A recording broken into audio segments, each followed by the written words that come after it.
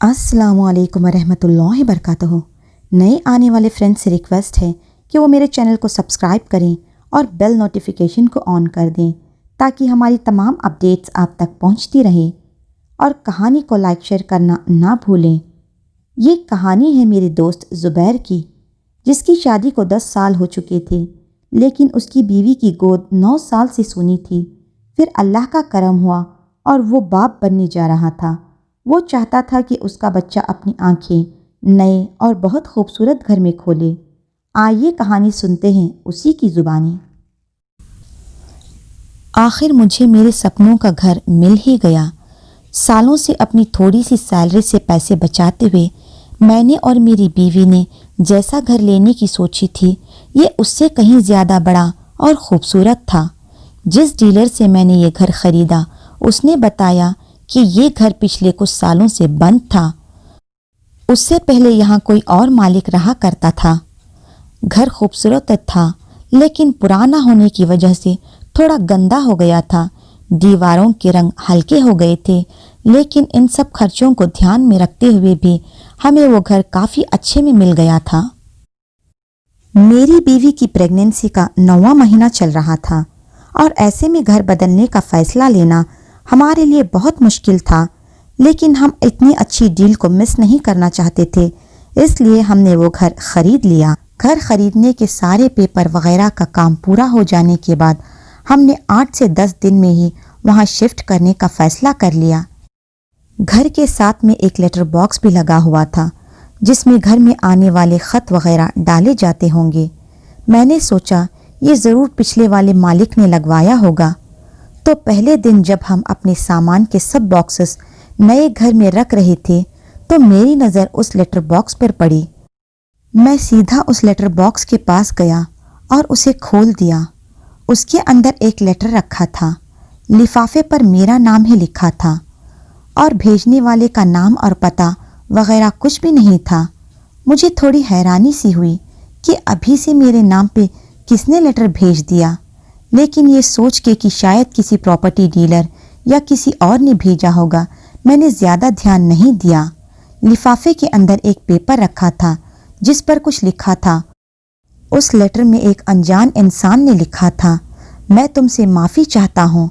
तुम एक फैमिली वाले आदमी हो तो तुम मेरी मजबूरी समझ सकोगे।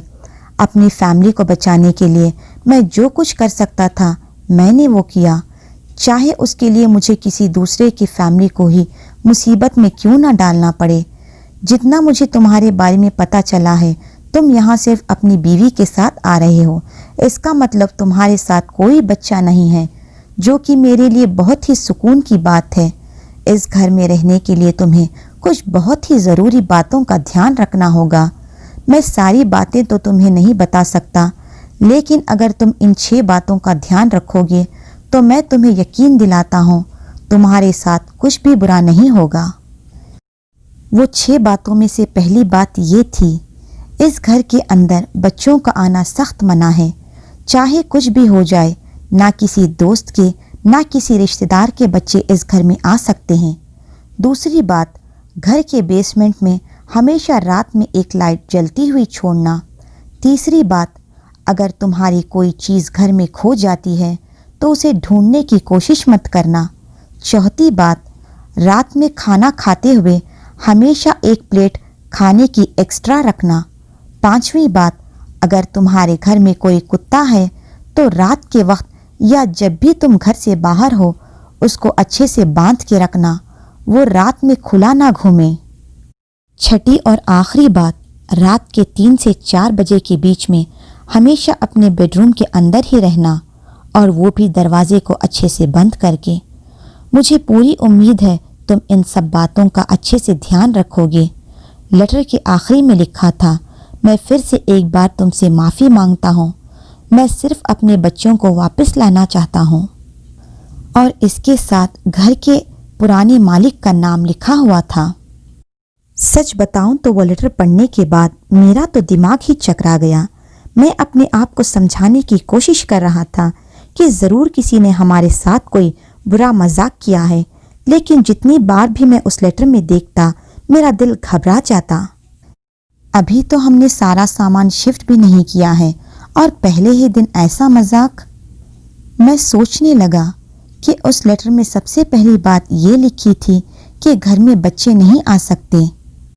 اس لیٹر لکھنے والے نے کہیں سے پتہ لگایا ہوگا کہ یہاں صرف میں اور میری بیوی ہی آ رہی ہیں، لیکن وہ یہ نہیں پتہ لگا پایا کہ میری بیوی ابھی پریگننٹ ہے اور کسی بھی وقت اس کی ڈیلیوری ہو سکتی ہے۔ کاش میں ابھی اس گھر سے دور جا سکتا، لیکن سالوں تک جو کچھ میں نے بچایا تھا وہ سب تو میں نے اس گھر کو خریدنے میں لگا دیا ہے۔ اب میں کیا کروں؟ اس لیٹر میں لکھی باتوں کے بارے میں نے پراپرٹی ڈیلر سے بھی بات کی جس سے میں نے وہ گھر خریدا تھا، کیونکہ کئی بار کچھ گھر ایسے ہوتے ہیں جہاں پہلے کسی طرح کا کوئی کرائم ہوا ہوتا ہے تو وہاں اس طرح کی کچھ کنڈیشنز رکھی جاتی ہیں، لیکن انہوں نے بتایا کہ ایسا کچھ نہیں ہے۔ پھر بھی وہ اس گھر کے بارے میں زیادہ پتہ لگانے کی کوشش کرے گا۔ اگلے کچھ دنوں تک ہم جو کر سکتے تھے ہم نے کیا۔ میری بیوی نے اس لیٹر پر زیادہ دھیان نہیں دیا، لیکن میں اس میں لکھی ایک ایک بات کو اچھے سے فالو کر رہا تھا۔ ہو سکتا ہے وہ سب صرف میرا وہم ہو، لیکن پھر بھی وہ سب رولز فالو کرنا بہت آسان تھا۔ ہمارے پاس ایک کتا بھی ہے جس کو میں رات میں ہمیشہ باندھ کے ہی سوتا ہوں، تو اس میں کوئی پرابلم نہیں تھی۔ بیسمنٹ کی لائٹ میں ہمیشہ سے ہی رات میں جلتی ہوئی چھوڑتا تھا۔ مجھے گھر میں اندھیرا شروع سے پسند نہیں تھا، تو وہ رول بھی پورا ہو گیا۔ جہاں تک باقی رولز کا سوال ہے تو میں کبھی نائٹ شفٹ میں کام نہیں کرتا۔ میری دن کی جاب ہے تو رات میں 3 سے 4 بجے کے بیچ میں اٹھنے کا مطلب ہی نہیں ہے۔ ویسے بھی ہم 11 سے 12 بجے کے بیچ تک سو جاتے ہیں، تو اس رول میں بھی کوئی پرابلم نہیں تھی۔ گھر شفٹنگ کی وجہ سے تھکان اتنی زیادہ تھی کہ بیڈ پر لیٹتے ہی نیند آ جاتی، لیکن 4 دن بعد میں نے نوٹس کیا کہ رات کے وقت بیسمنٹ میں کچھ عجیب سی آوازیں آتی۔ پہلے مجھے لگا شاید چوہے ہوں گے، تو میں نے 3-4 چوہے پکڑنے کے ٹریپس بیسمنٹ میں رکھ دیے، لیکن ان میں کوئی چوہا نہیں پھنسا، جس کا مطلب تھا کہ وہ سب آوازیں چوہوں کی نہیں تھی۔ میں سوچنے لگا یہ آوازیں کس کی ہو سکتی ہیں؟ ہم نے تو بیسمنٹ میں کوئی سامان بھی نہیں رکھا تھا۔ ہمارا سارا سامان ابھی باکسز میں ہی بند تھا جس کو ہم دھیرے دھیرے سیٹ کر رہے تھے۔ پھر 5ویں رات ہم نے کچھ باکسز بیسمنٹ میں رکھ دیے۔ باکسز رکھنے کے بعد ہم بس اوپر ہی آ رہے تھے کہ دھڑام سے کچھ گرنے کی آواز سنائی دی۔ میں بھاگ کے بیسمنٹ میں گیا تو دیکھا کہ ایک باکس نیچے گرا ہوا تھا۔ وہ باکس نہ صرف نیچے گرا ہوا تھا بلکہ اس میں رکھا سارا سامان بھی پورا فرش پر پھیلا ہوا تھا۔ مجھے اچھے سے یاد ہے کہ میں نے اس باکس کو بہت اچھے سے رکھا تھا اور وہ بنا کسی کے دھکا دیے نہیں گر سکتا تھا۔ اس باکس کے اندر صرف ہماری پرانی فیملی البمز اور فوٹوز ہی تھی، جن میں سے کچھ فوٹو نیچے فرش پر دور تک جا گری تھی۔ میں وہ سب چیزیں سمیٹنے جا ہی رہا تھا کہ مجھے میری بیوی نے ٹوکا۔ میری بیوی نے ایک عجیب بات نوٹس کی۔ جتنی بھی فوٹو نیچے فرش پر ادھر ادھر پھیلی تھی ان سب فوٹوز میں بچے تھے۔ کچھ میرے اور میری بیوی کے بچپن کی فوٹوز تھی تو کچھ میرے رشتہ داروں کے بچوں کی فوٹوز تھی، لیکن نیچے گری ہر ایک فوٹو میں ایک بچہ ضرور تھا۔ جن فوٹو میں بچے نہیں تھے وہ باکسز کے اندر ہی تھے۔ ہم نے فوٹوز صاف کی اور ان کو پھر سے باکس میں ڈال کے باکس کو اچھے سے رکھ کے اوپر آ گئے۔ اوپر آتے ہوئے میں نے بیسمنٹ میں لائٹ جلتی ہوئی چھوڑ دی۔ اوپر آ کے 10 سے 20 منٹ بعد ہی ہم سونے چلے گئے۔ میری بیوی بیڈ پر سو رہی تھی۔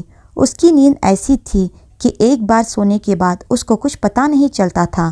میں اس کے بغل میں لیٹا تھا اور قریب 20 منٹ لیٹتے رہنے کے بعد میری بھی آنکھ لگنے لگی، لیکن نیند میں بھی میں بیسمنٹ میں سے آتی اس کھروچنے کی آوازوں کو اچھے سے سن پا رہا تھا، اور وہ آوازیں شاید سیڑھیوں سے اوپر آ رہی تھی۔ وہ اس گھر میں ہمارا 10واں دن تھا۔ اسی دن میری بیوی کو لیبر پین شروع ہو گیا اور ہاسپٹل پہنچنے کے 3 گھنٹے بعد میری بیوی نے ایک بچے کو جنم دیا۔ میں اب باپ بن چکا تھا۔ 2 دن ہم ہاسپٹل میں ہی رکے تھے، لیکن اتنی خوشی کے پل میں بھی میرے دماغ میں ایک ہی بات چل رہی تھی۔ اس لیٹر میں گھر میں کسی بچے کو نہ لے جانے کی بات لکھی تھی، لیکن اب تو ہمارا بچہ آ گیا تھا۔ میں گھر کے پرانے مالک سے کانٹیکٹ کرنے کی کوشش کر رہا تھا، لیکن اس کا کچھ پتہ نہیں چل رہا تھا۔ وہ تو جیسے اس دنیا سے غائب سا ہو گیا تھا۔ 2-3 لوگ جنہوں نے میں نے مشکل سے فیس بک سے ڈھونڈا تھا، انہوں نے بھی اس کا گھر چھوڑ دینے کے بعد اس کو نہیں دیکھا تھا۔ کسی کو نہیں پتا وہ اس گھر کو چھوڑ کر کہاں گیا تھا۔ وہ غائب سا ہو گیا تھا۔ 3 دن ہاسپٹل میں رکنے کے بعد میں اپنی بیوی اور بچے کو لے کر گھر آ گیا۔ پہلے تو مجھے تھوڑا تھوڑا ڈر لگ رہا تھا، لیکن گھر آنے کے کئی دن بعد تک بھی گھر میں کچھ بھی عجیب نہیں ہوا تھا، بلکہ اس رات وہ باکس گرنے کے بعد سے گھر میں ابھی تک کچھ عجیب نہیں ہوا تھا۔ اب مجھے پکا لگنے لگا تھا کہ وہ لیٹر کسی کی شرارت تھی، ہمارے ساتھ ضرور کسی نے پرینک کیا تھا۔ پھر اگلی رات کیا ہوا، رات میں سوتے سوتے میرے بیٹے کے رونے کی آواز سے میری آنکھ کھل گئی۔ وہ اپنے جھولے میں لیٹا رو رہا تھا۔ میری بیوی بھی اٹھ گئی۔ میں نے اس کو جھولے سے نکال کے اپنی بیوی کے پاس لیٹا دیا تو وہ چپ ہو گیا۔ وہ دونوں سو گئے۔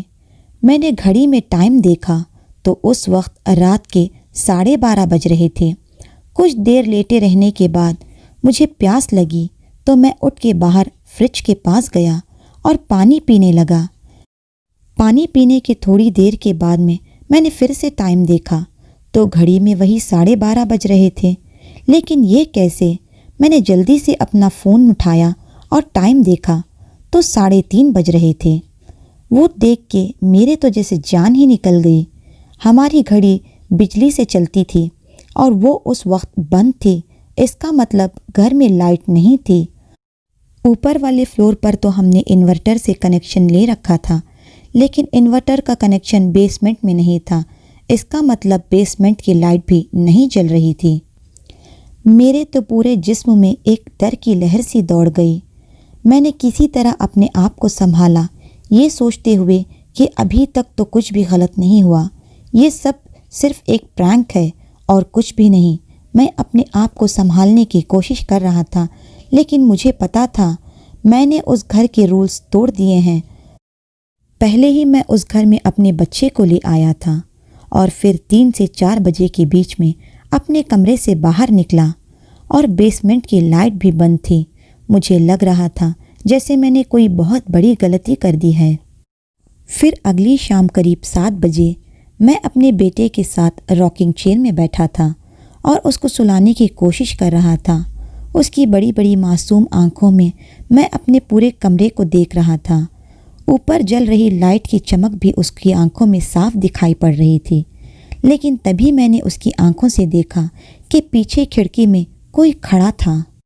وہ بہت ہی عجیب سا لگ رہا تھا۔ میرا بیٹا اسی وقت رونے لگ گیا۔